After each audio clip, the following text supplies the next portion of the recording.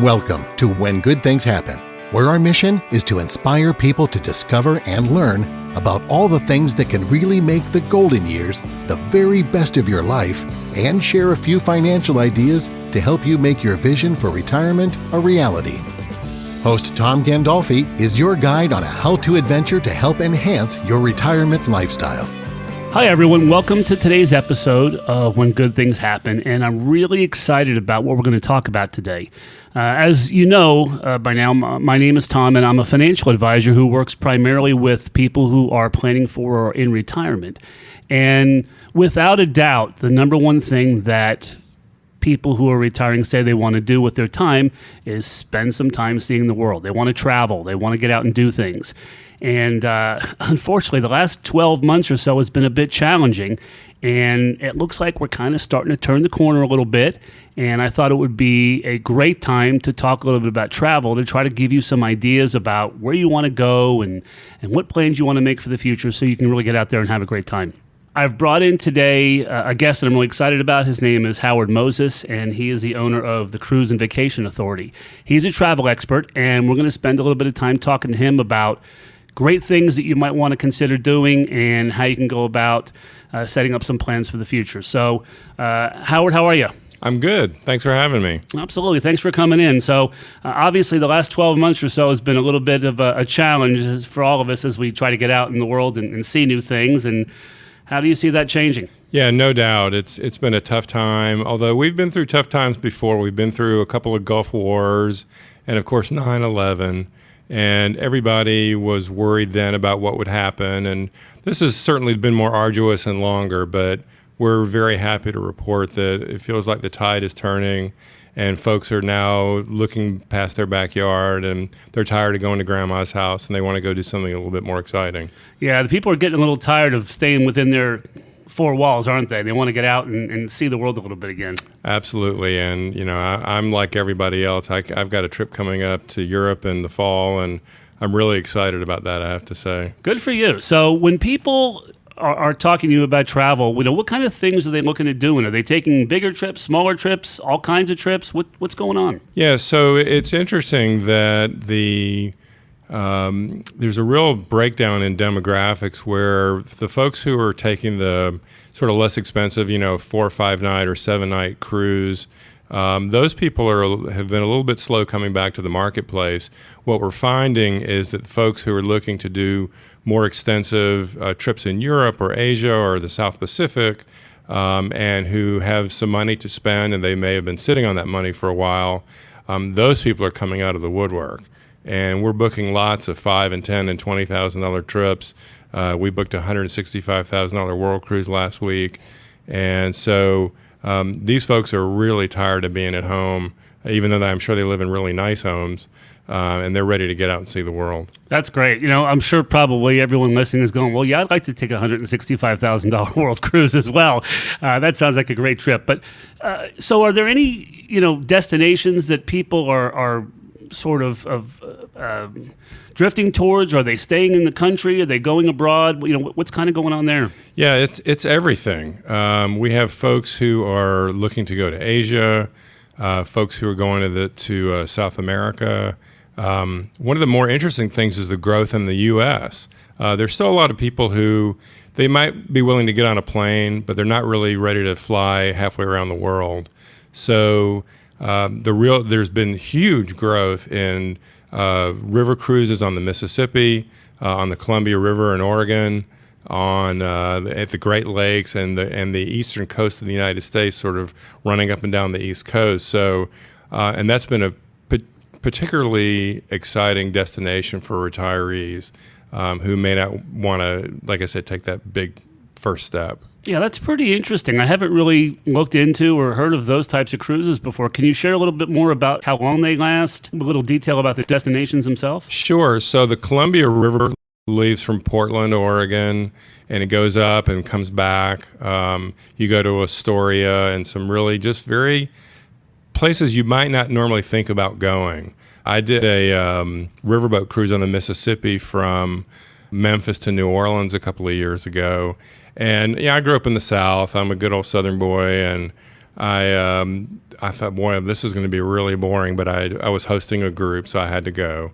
And I have to tell you, it blew me away. Just, it's a different kind of South than the South I grew. I grew up in South Georgia, and this was Tunica and Fredericksburg and a lot of little places that you'd never think about going. Oak-Alley Plantation, where you see the sort of the way the old South and where the serving people, and it's just a view into a South that I was not familiar with. And then the Great Lakes is a fairly new destination. You'd think there aren't places to go there, right? But there are, and we're just now sending people, and pre-COVID, we were just getting some pretty good returns from people on what their experiences were, so they're pretty happy. Sounds great. Are these cruises generally 3-4 days, 7 days? How long do these river? They generally run a week. Do they? Yeah, okay. Most everything runs a week, unless it's longer. I'm sure there are some shorter ones here and there, but the truth is, it's not worth flying halfway across the country to do a 3 or 4 night kind of vacation. Right. Yeah, I get that. That's pretty interesting. So European river cruises have become pretty popular as well. I think that's probably on the bucket list of a lot of people who are looking at something to do in retirement. What's going on there? Are those? Yeah, absolutely. That is still wildly successful. And pre-COVID, they were building ships at an absolute torrid rate. And with companies like AMA Waterways and Avalon and Uniworld and Viking River Cruises, I mean, everybody, I think in America, gets direct mail from Viking. I've been on 11 of those cruises over the last probably 6 or 7 years. And I have to tell you, it's a fantastic way to see Europe. It's sort of the best combination of a cruise and a bus tour, where you get off and, the ships pull up right into town. All the excursions are included. It is a truly great way to see Europe. And people say, oh, what's your favorite river in Europe? And, my view is they're all good. There are no bad choices to go to. And it's a really laid back trip.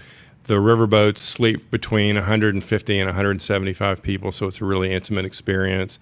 And I have to tell you, sitting up on the top deck, sailing down the rivers, and watching the vineyards and the castles and just the beautiful landscape go by, it's a great, great way to see Europe, and we book a ton of it.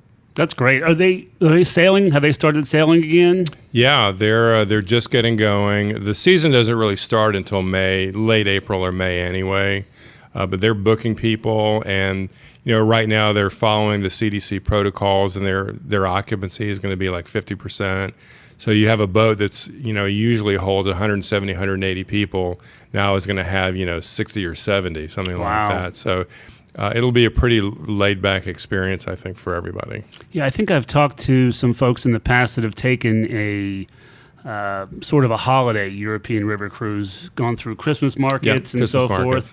That might be something for people to look at for later this year if they're maybe not quite sure they're ready to dive in and travel tomorrow, but want to get something on the calendar. Maybe something like that would be interesting to book for them. Sure. I mean, almost all the bookings that we're getting now are for the latter half of the year into next year. We're even booking 23 right now. So, the Christmas markets cruise, I've never been on that one in particular. But some of my staff has been, and they talk about what a great experience it is. And instead of going to the mall to buy your Christmas gifts, there's a lot of handmade, wooden toys and very kitschy kind of stuff. With the snow and the cold, it's a very different experience than going in the summer with all the crowds. Yeah, I'm a bit biased to warm weather myself, but I could probably handle it. So cruises are obviously one thing that people love to do, but what about something a little more traditional, more of a fly-in type vacation? Is Europe opening up? Are there some opportunities there?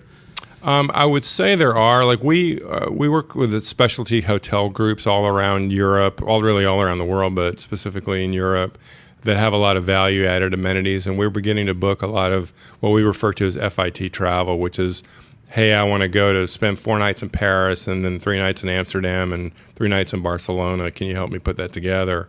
And we'll do that. And the hotels are obviously very hungry for business. And there are some deals to be had out there. You have to spend a little bit of time planning that, which is why we tend to go with either cruises or guided vacations, because a lot of people just are not up to trying to put all the pieces together and make a train schedule and get their luggage where it needs to be. So we lean towards cruises, although we book all kinds of travel. Gotcha. Okay. How about the Caribbean? The Caribbean's always there. They're dying for people to come, as you can imagine. And the experiences that people have down there, it's just a laid-back, relaxing kind of, everybody knows what that's about. It's kind of the lowest common denominator. The other big area is Alaska. And unfortunately, the Canadian government has shut down American cruise ships from coming into Canada. The folks who stand to gain from that in Alaska and the lost revenues in Canada are working with the government about trying to work something out where folks will be able to do that. But at this point, the cruises are still being pushed back a little bit. We just got notification yesterday that most of the cruise lines are pushing towards the end of April or end of May before they'll be sailing. But if you're willing to go ahead and make a deposit for a trip that was in, say, August or September, I think you're going to be pretty safe and you can plan on making that trip. And they've got very friendly cancellation policies at this point. They do, and they make it worth your while if they do have to cancel. We had a bunch of cancellations yesterday through the cruise line, not through people. And they were kicking the can down the road, but they do make it worth your while. They offer future cruise credits to keep your business, and so the cruise lines are doing everything humanly possible to keep everybody on the books, and even if it's a question of moving the trips forward a little bit. Gotcha. Okay, good. So there's probably a group of people out there who are really ready to go do something. They've been looking at the same four walls for the last 12 months and they want to go do something, but maybe they're not quite ready to get on a plane or a ship at this point. And maybe they want to take a little family vacation. Maybe it's a little 4-day or a little 5-day. Or could you maybe give us a couple ideas domestically here where they can just hop in the car, travel, go spend a few days and have a good time? Sure. I mean, you've got all the sort of traditional places, the cities to go visit. Living here in Atlanta, you've got Nashville, New Orleans, the Miami, South Florida area. Those are all, we have hotel properties there that really can make it a sort of a glitzy and glamorous trip, even though it's not quote unquote one of the higher interest destinations worldwide. Even places up in North Carolina, which are really nice, and the Highlands area, a lot of people I know have homes there, but I went up there last fall and just to get away from Atlanta and hike a little bit and see what just relax a little was a really nice experience for myself. I've actually looked at a few different options for some personal travel over the last few weeks, and I was pretty surprised that some of the locations that are a little closer to Atlanta are as busy and as occupied as they are. Yeah, no, there are places like in the Smoky Mountains in Tennessee. I mean, we've heard that there are people begging to get reservations there. So, and it's because it is close and it's easy and it's not that expensive and it's a change of venue, and that's what I think everybody's really interested in. Well, good. So, if someone contacts the Cruise and Vacation Authority, what can you do for them? So, the best thing we have is the travel advisors that work for us. I mean, all of them have been in the business for 20 plus years. Some of them as much as 40 years. They know all the tricks of the trade. They know how to figure out what it is that you want to do and make it happen for you. That's the number one thing. Number two is you're dealing locally. We do welcome people into our office, whether you're in the Atlanta area or if not, obviously we deal by email and telephone as well. Our goal is to add value to people's trip. I mean, of course, anybody can pick up the phone and call and make a hotel reservation. But if you're looking for something that's a little bit more involved, we provide guidance, which is the biggest thing. Where can I go? What should I go? What time of year do I go? Should I stay here or should I stay there? That sort of thing. Plus, we're a member of a consortium called Signature Travel. And what Signature does is they add value to the experiences, whether it would be in certain cruises where we would offer a private car and driver excursion, where we offer free breakfast at a hotel, complimentary spa services, that sort of thing. So there's a lot of value added, and we bring a lot to the table. We've been at this for going on 34 years now, and the people who book with us are very, very loyal. and they know what they can expect from us, and they come back year after year and cruise after cruise and vacation after vacation because they love our staff and the services that they provide. That's good. So you're good at kind of making a custom vacation experience for somebody. Sure. I mean, our sometimes people walk in and they say, I want to go somewhere. Can you make a suggestion? And we love those kind of customers because there's just so much to see out in the world.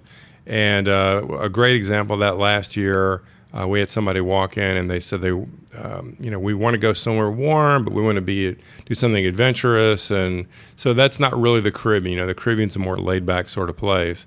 And I said, well, how about going to the Galapagos Islands? And they were like, they'd heard, of course, everybody's heard of it, but they didn't know that much about it. And I told them about my own experience with my family and my kids, and it was truly a life-changing experience. So we sent them, and they just thought it was. I got a text from him within a day or two of getting there, and they were like, "Thank you, this is the best trip imaginable." So, if we can find some place that you haven't been before or haven't thought about, that really makes us happy that we're giving you an experience that you might not have had otherwise. Yeah, that's pretty cool. So I think probably at this point it's a given that people have questions about travel. They're not sure if there's restrictions or what's open or what kind of deals there are. So if someone's kind of thinking about wanting to go somewhere at this point, where do they start? What would you recommend? Call us. Okay. Can I give out the phone number? Absolutely, please do. It's 770-952-8300. We're in Marietta. Like I said, we've been in business, it seems like forever now. And but the best thing you can do is pick up the phone and call. Better than an email, better than a text. Because for us to be able to hear what you want to do will help us guide you to the places that you want to go and the experiences that you want to have. That's great advice. And you're on the web as well? We are. It's TCAVA, which is the Cruise and Vacation Authority initials.com. Okay, good. Well, I think that is great information that I think will help people. I know that there's a lot of questions and people are ready to go do something. And Sure. It sounds like you'd be a great place for them to kind of start their journey and learn a little bit about where they want to go. So Absolutely. I appreciate you coming in. Sure thing. Can I mention a couple of other things for people just to think about? Absolutely, please do. So there's two areas that are really high growth in the travel industry. One is theme travel, and we're neck deep in that. We do a lot of politically oriented theme cruises. And basically what a theme cruise is there's an organization that has a central interest, whether it's politics or photography or wine or whatever. And people come and they focus on that specific area. And we've had amazing experiences. We operate a website called themecruisefinder.com. And what that site is it's a posting place for all the cruise lines and travel agents all around the country to post up different theme cruises. And it has opened up the door for people who might not otherwise consider going on a cruise. Because there's a lot of people out there who just like, I don't want to go. I don't want to get seasick. I don't want to be cooped up. Right. It's not the experience, but they get that in their head. But these theme cruises are really life-changing. And there's music, there's all sort of athletics, there's artsy stuff. I mean, there's everything out there that you could ever imagine.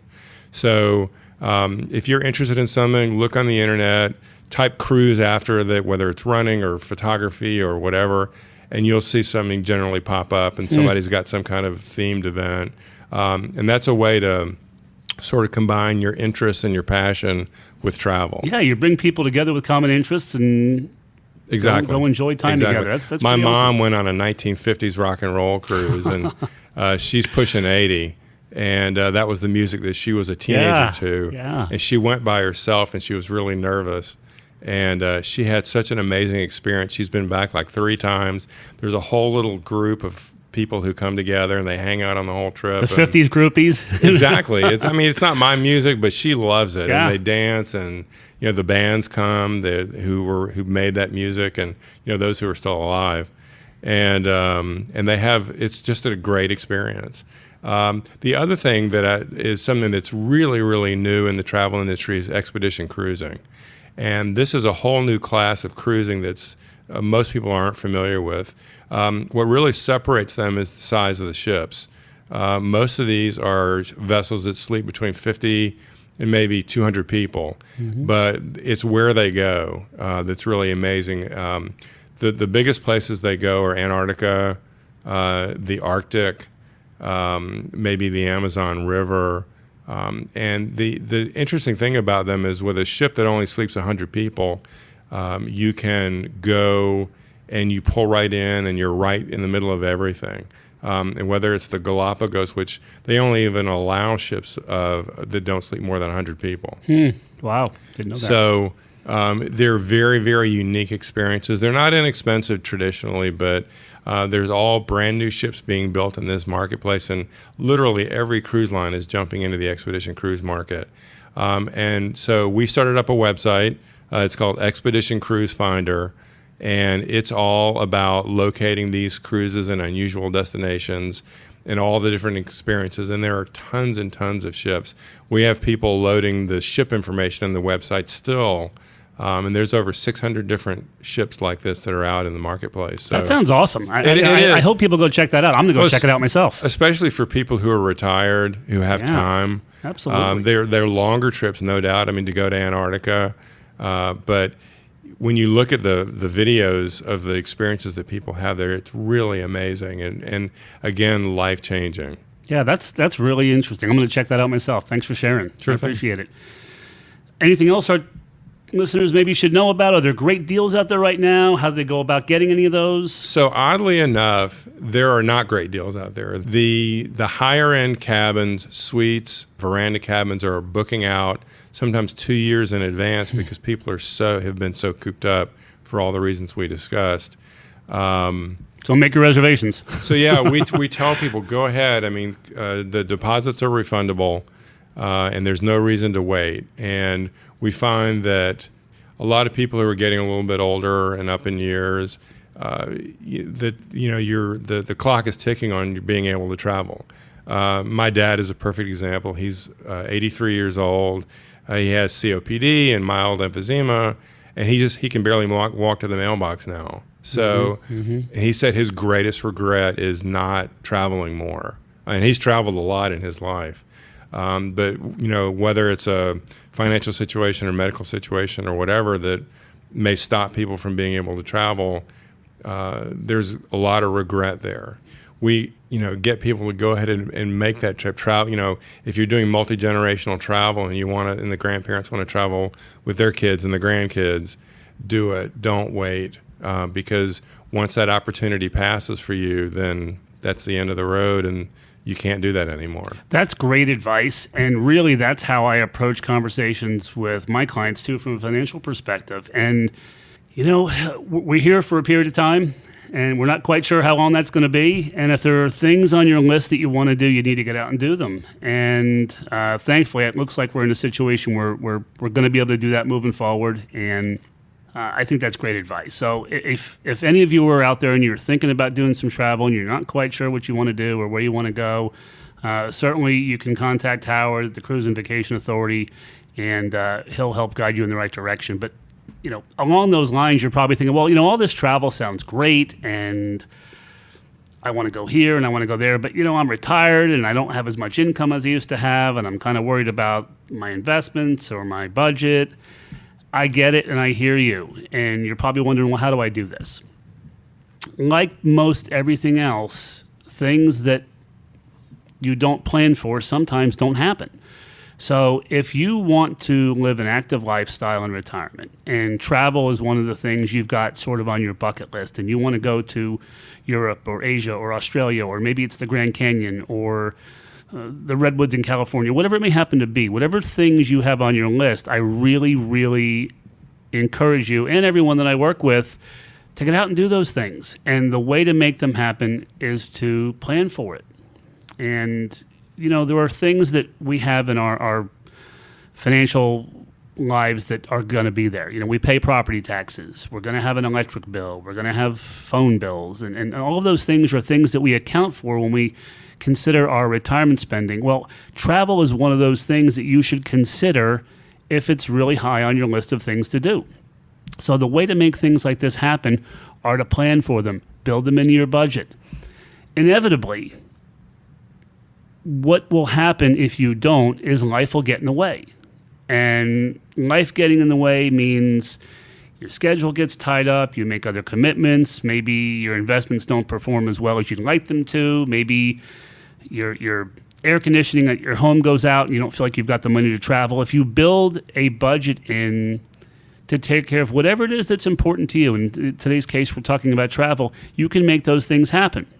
So the first step is to really decide what you want to do. Retirement is about what you want to do, what good things you want to make happen for yourself and your family and your lifestyle. Once you've identified what you want to do, the next step is figuring out how to make it happen. And the planning is the first step. The second is how you're going to manage your money in a way that allows you to take care of your financial obligations that we can't avoid, like property taxes or other things, but also account for the things that you want to do, like travel or visit family or whatever it may happen to be for you. So if you don't have the things that are most important to you built into your retirement spending plan, build them in. And there's a pretty good chance if you work with someone who is a good listener and is willing to be flexible and wants to do for you what's right for you and your lifestyle, they're going to be able to help you figure out exactly how you can use your money and your savings and your assets and your resources to make what happen, whatever it is that you want to happen. And that's really what this is all about. You know, the money and the planning and the investments and the finances are all, like I mentioned every time, they're just tools for you to accomplish what you want. So if travel's on that budget and it's on your mind and it's in your bucket list, make it happen. And you make it happen by putting together a financial plan that's going to allow you to spend the money you need to see the places of the world that you want to see and have a great retirement. So that's really what we're going to leave with today. And I want to thank you again for joining us on this episode. I've got another great guest coming in for the next one. And hope you learned a little something today and heard something that's going to want to make you go out there and hit the road. Thanks for joining us, and I'll talk to you again soon. Thank you for listening to When Good Things Happen. If you enjoyed today's show, visit whengoodthingshappen.com to share your retirement lifestyle dream, access information about our guests, and sign up for our newsletter. Be sure to rate and review us wherever you listen to your favorite podcasts. Three Bridges Financial Group is an independent financial services firm that utilizes a variety of investment and insurance products. Investment advisory services offered only by duly registered individuals through AE Wealth Management, LLC, AEWM. AEWM and Three Bridges Financial Group are not affiliated companies. Investing involves risk, including the potential loss of principal. Any references to protection, safety, or lifetime income generally refer to fixed insurance products, never securities or investments. Insurance guarantees are backed by the financial strength and claims-paying abilities of the issuing carrier. This podcast is intended for informational purposes only. It is not intended to be used as a sole basis for financial decisions, nor should it be construed as advice designed to meet the particular needs of an individual situation. Three Bridges Financial Group is not permitted to offer, and no statement made during this show shall constitute as tax or legal advice. Our firm is not affiliated with or endorsed by the U.S. government or any governmental agency. The information and opinions contained herein provided by third parties have been obtained from sources believed to be reliable, but accuracy and completeness cannot be guaranteed by Three Bridges Financial Group.